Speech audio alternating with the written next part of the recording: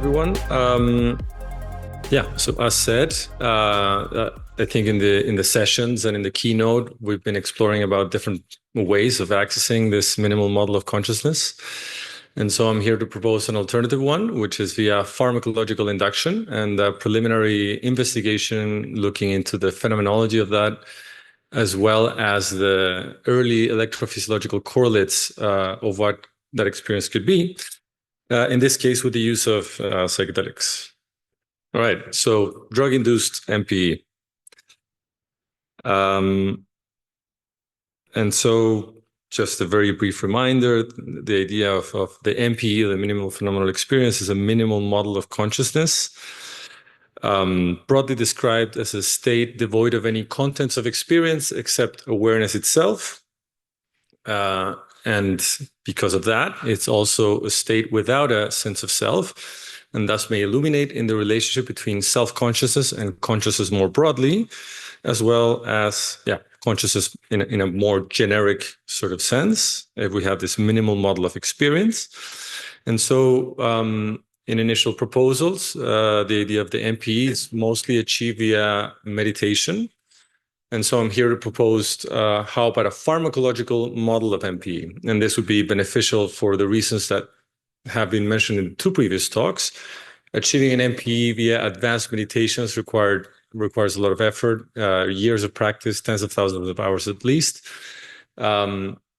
So if you could do it via pharmacological induction, you would have a very privileged way of reproducing the MPE, understanding its biological mechanisms and its phenomenological mechanisms, but also very intriguingly from a molecular mechanistic perspective, we know how these drugs act on highly specific mechanisms in the brain. So you could have also a molecular mechanistic description of how to achieve an MPE. And so why is it that psychedelics specifically might be relevant inductors from a broad perspective? I would like to propose that psychedelics are relevant for the study of consciousness because they modulate structures of consciousness, for example, the sense of self, right? And so that they can induce states of a deconstruction of the sense of self, or certain aspects of self-experience or contents of experience can become more salient. Contents of experience that were not previously there can now appear into experience. And so they modulate these structures of experience and thereby providing some form of privileged access in a state of deconstruction to fundamental or core structures of experience. And so a good and very straightforward example of this is the idea that psychedelics dysregulate the sense of self. And we have phenomenological, psychometric, and biological data supporting this idea. And so, for example, there's a specific circuit that has been linked to experiences of ego dissolution under psychedelics. The disconnection between the parahippocampus and the retrospinal cortex, for example, in an fMRI study.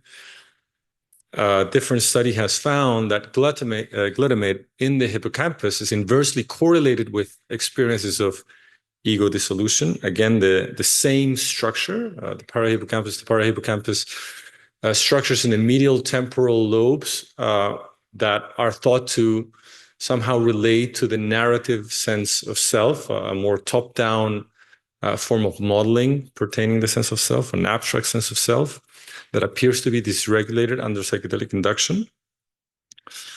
But then also we have evidence of structures related to interoception or interoceptive awareness that are also dysregulated during psychedelic experiences. So, for example, hyperconnectivity of the insula to the rest of the cortex has also been linked to ego dissolution experiences. And we have some preliminary data, for example, that the heart-evoked potential, the brain signal, that fundamentally we can look in every heartbeat in the cortex that has been found to be originated also in the insula. We find that it's significantly disrupted following the administration of DMT. So here you find that disruption in the difference of that DMT and placebo signal. In the placebo, you find that negativity in that signal.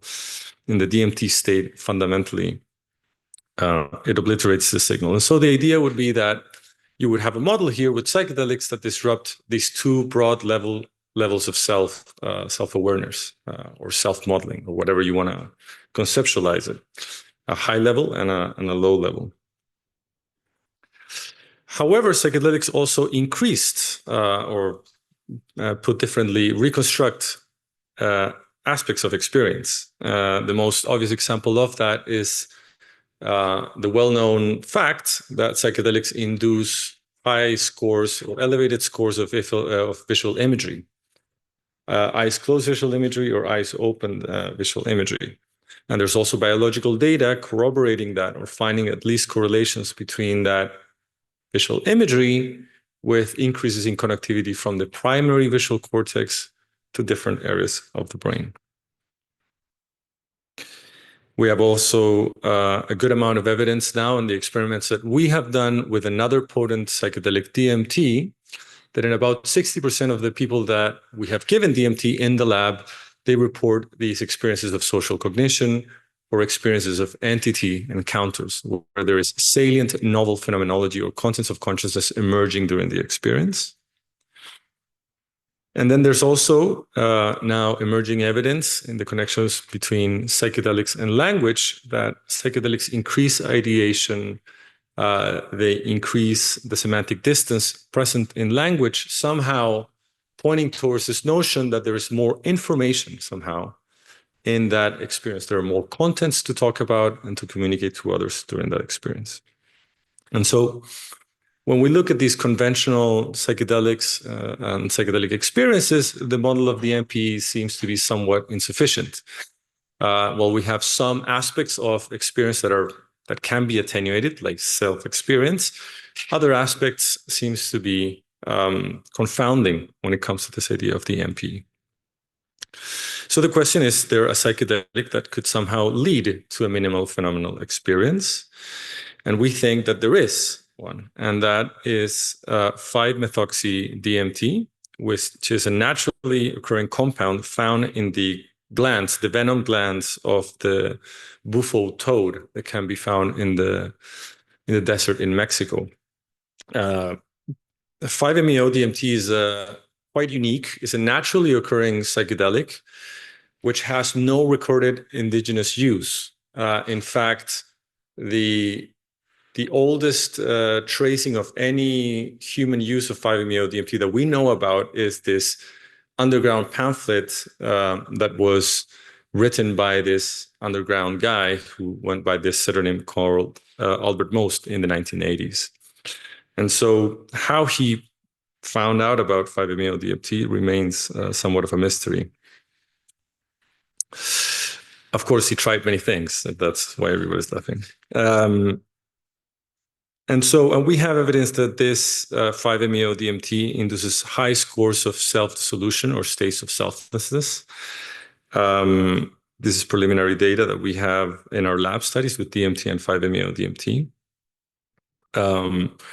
And here you can see that, yeah, the scores of self-dissolution are around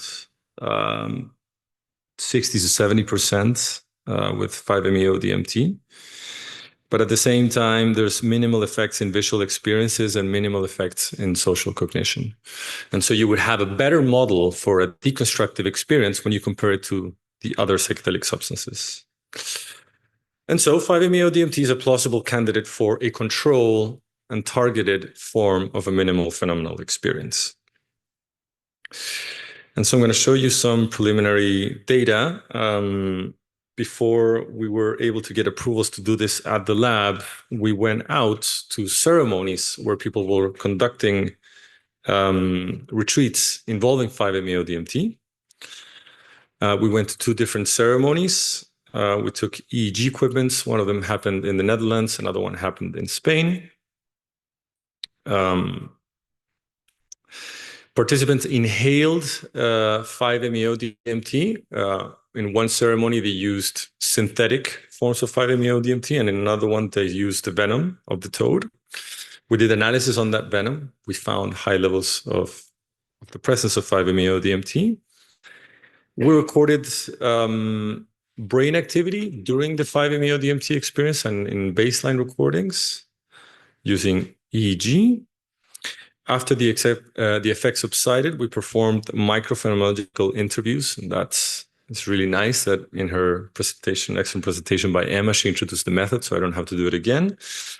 And then we analyzed both the experience with thematic analysis as well as the brain activity, looking at simple patterns, classical patterns of spectra or brain rhythms. And so this is the initial model that we have for the 5-MeO DMT experience. This was done by a researcher at our group, James Sanders. And he characterized these different stages or phases of the 5-MeO DMT experience. So let's go through them one by one. The beginning of the experience was marked by this feeling of acceleration, where content was present in bodily, visual, and thought domains. Usually people recall the sense that the body was expanding and that there was sometimes shattering visuals present. And this is a report. At the very beginning, it was like something was crumbling, like disintegrating. It was black. But I saw these patterns, as if there was a pattern that was somehow crumbling, and it opened up to something big and enormous. And that was very quick.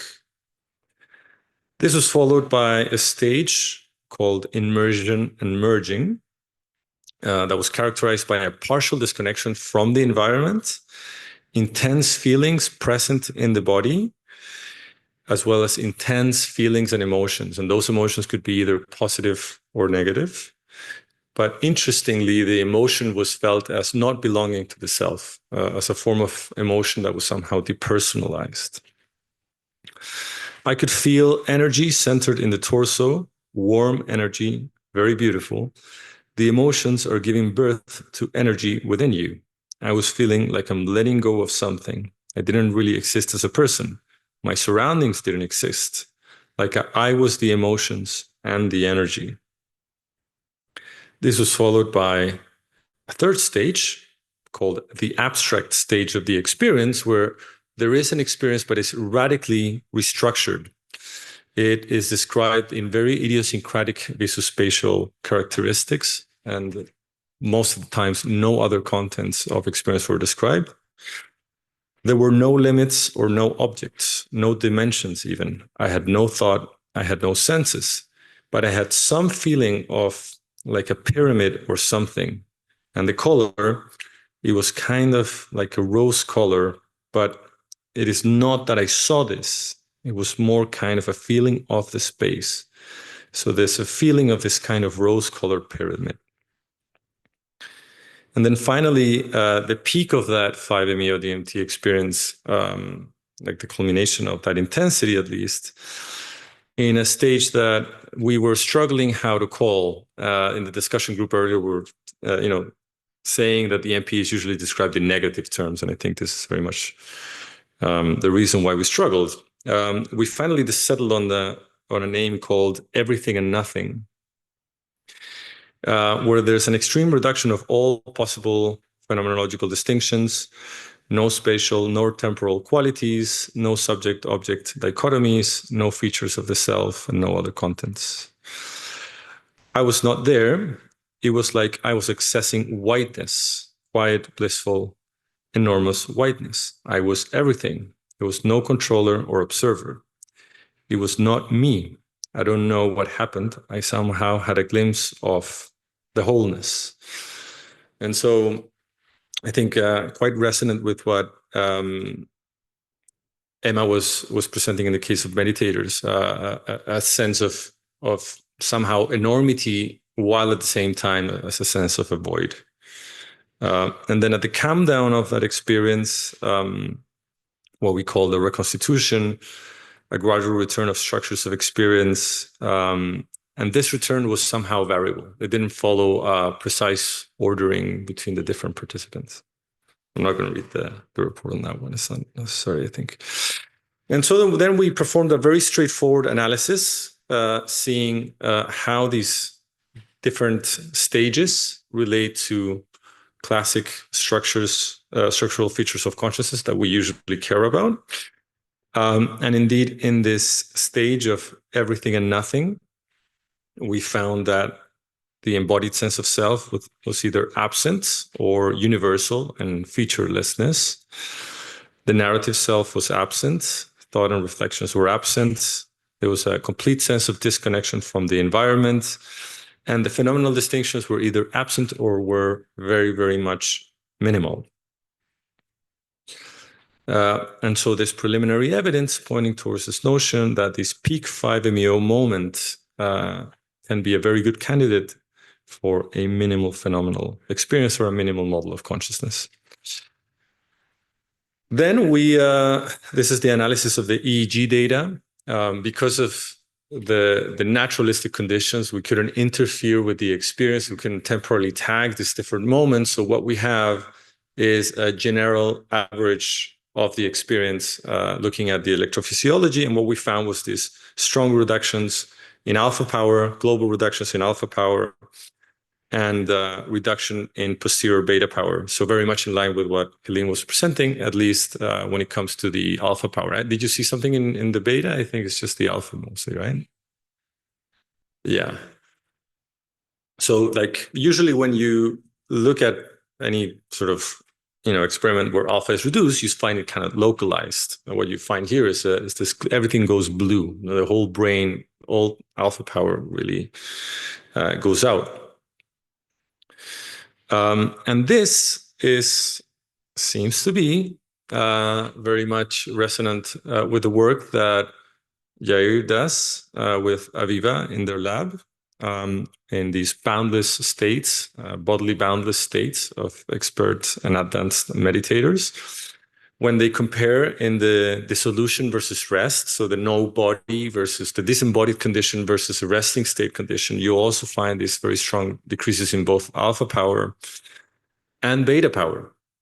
And in their very careful analysis, what they found is that this posterior beta power is more intimately linked with the experiences of disembodiment per se. So they've localized that in the posterior medial cortex, where there's an overlap with the PCC, and its relevance for the sense of self is kind of well known.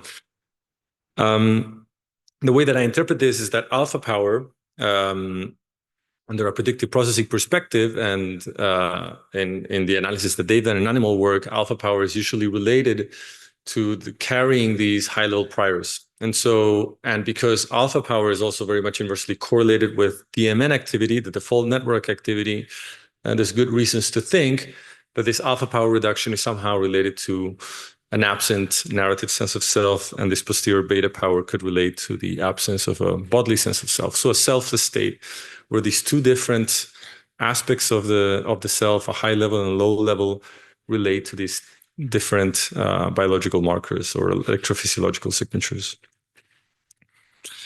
And the question that remains is whether or not this pharmacologically induced MPE is linked to more or less entropy. In psychedelic states, we know that psychedelics increase entropy, at least when looked at different metrics, and especially when looking at electrophysiology or magnetoencephalography. And so the general idea is that these increased levels of entropy would flatten out this sort of like attractor landscape where we can represent mind and brain. And we have evidence under DMT that indeed the richness of the contents of experience relate to higher levels of entropy. When we've done experience sampling, looking at specific phenomenology in these DMT states, we find that these levels of entropy are reduced. It's almost as if when there is a salient experience that is occurring during psychedelic states, this attractor landscape that was flat starts to develop some form of valleys, somehow signifying that on global, on average, you would have this increase in entropy, but when specific phenomenology arises, there will be an attractor state that would somehow manifest in the mind and brain, right? And so the question remains, is the MPE linked to increased or decreased entropy? Unfortunately, we couldn't do that analysis. If you look at the specifics of how entropy measures are, you have to look at the higher frequencies of the spectra, and those are usually very confounded by muscle artifacts, and we were in naturalistic conditions where we had indeed a lot of noise on those higher frequencies, so we couldn't look at it.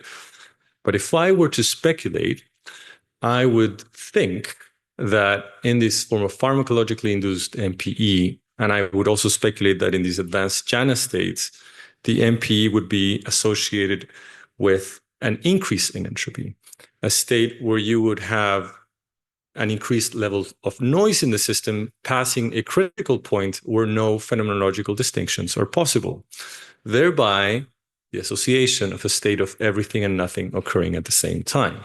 The gestalt capacity of the system is somehow impaired or unable to do any distinctions. So corresponding to, I think it's a nice way of phrasing it, an experience that is pregnant with possibility, and also resonant with this idea of epistemic openness. And just to pinpoint another element in that, in our lab experiment, we haven't reported that, but at the peak moment, sometimes with DMT and 5-MeO DMT, people have difficulties reporting back on their experiences, possibly reflecting memory loss or even maybe an absence of experience or a cessation of experience.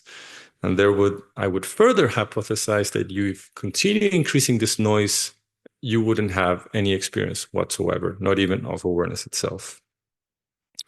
So to conclude, 5-MeO DMT induces an experience which in some cases and at some times results in an MPE-like state, allowing us to have a targeted and controlled model for minimal phenomenal experiences. The electrophysiological signatures of 5-MeO DMT resemble those induced by some advanced meditation practices and the selfless states that they relate to. However, in order for us to advance this sort of research, what we need is really a form of advanced or detailed form of experience sampling so that we can pair the electrophysiological signatures, the EEG signatures, the entropy signatures in the brain with the experience of everything and nothing or everything. And finally, I think the more speculative but also very intriguing possibility is the possibility that MPE might depend, the induction of an MPE might depend on the fine-tuning balance of serotonin receptors, because we know that these serotonin receptors are very much dependent on the effects of 5-MeO DMT. And it could be that in some forms of meditation that we find a lot of phenomenological overlap, there could also be a reliance of this balance of the serotonin 2A receptors, leading to the possibility, the hypothesis, that if we block these receptor mechanisms, we may block the MPE also in advanced meditators. And this is the group, the DMT research group, and thank you for your attention.